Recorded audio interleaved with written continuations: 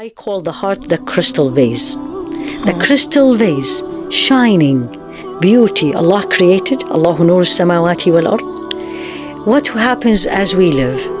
It becomes foggy, a little bit dirty, more dirty, more dirty, and sometimes becomes black. What is this dirt? Anger, jealousy, lying, loving this life, attachment, competition. I want to be the best. I'm going to crush them, the business, all these. Backbiting. And sins, exactly. Yeah. All the sins. Sins comes in. Yeah.